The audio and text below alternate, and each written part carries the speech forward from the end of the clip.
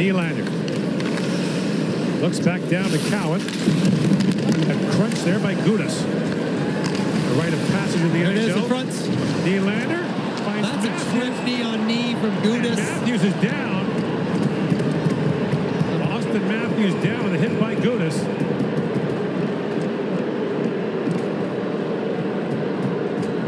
And once again, trouble finding Radko Gudas.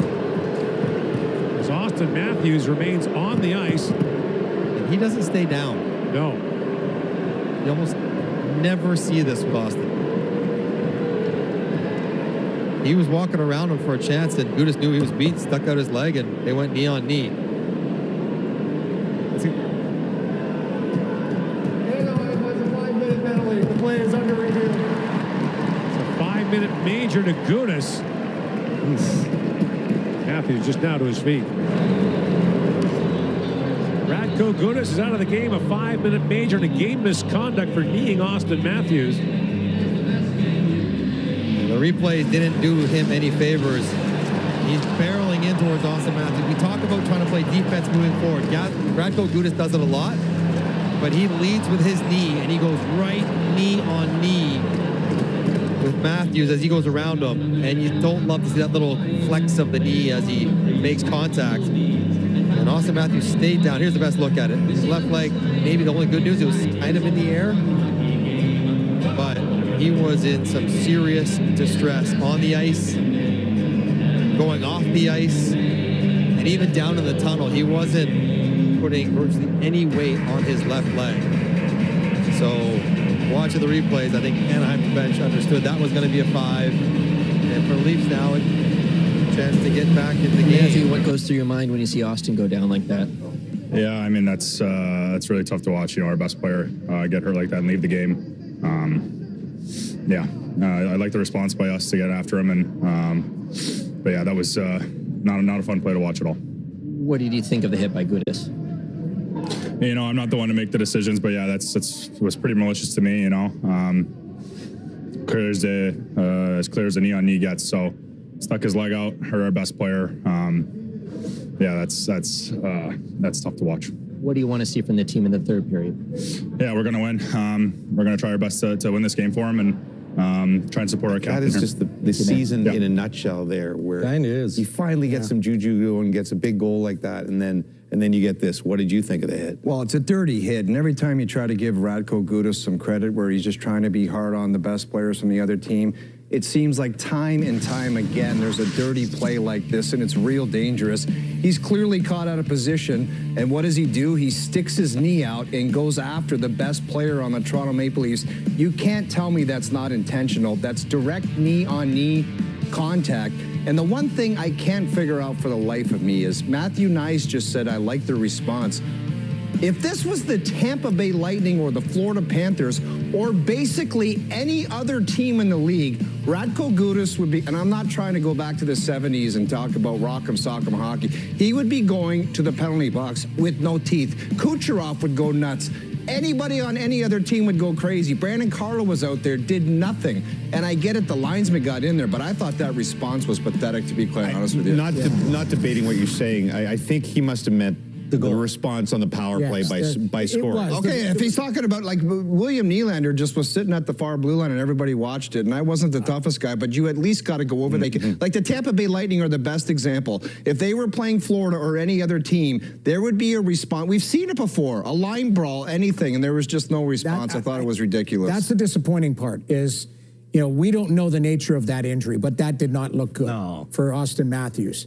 That's your best player. It's a knee on knee, and nobody's chasing Radko Gudas around. No. I'm sorry. Like, that's the thing that is frustrating to me. And again, I'm not dating. I am dating myself as far as what I'd like to see, but you have to show sticking together. And Radko Gudas has to know that there should have been a response right there. The guy's in on him. Yes, the refs would have jumped in. You don't need a line brawl. You don't need somebody swinging their stick. But you do need some emotion from the group, having your best player laying on the ice, writhing in pain. I didn't like it. Imagine Craig Berube sitting there watching that response. That must make him sick. Well, imagine what he's saying in the in the room. I don't know what he's saying. I mean, but there for is a him- third period yet.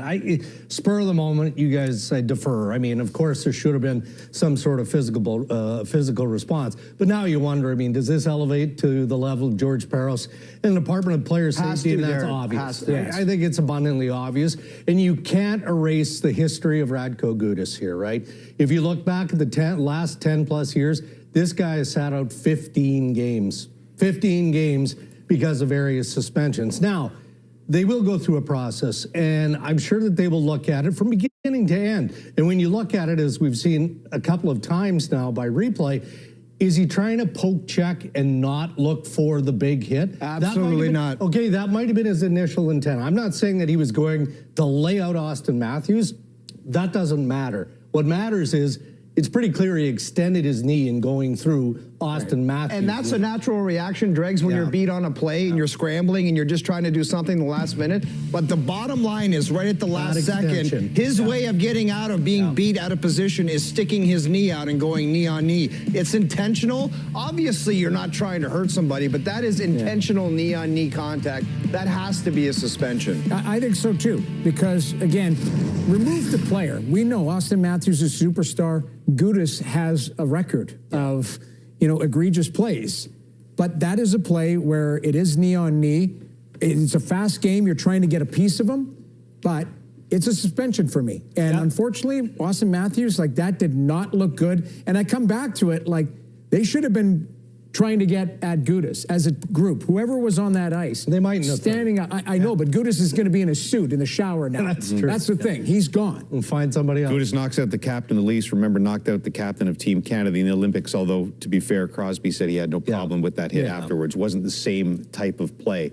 But again, all this comes after Matthews, who'd gone, we spent half the pregame talking about what's wrong with him, and after a 12-game drought, you finally get that goal to get something going. Well, I did notice him a lot in the second period. You could tell that he was moving his feet, trying to get involved physically. And he ends up drawing the penalty on the power play because he has a little cutback move, stick gets caught, now he goes down. So you get an opportunity to work on the power play.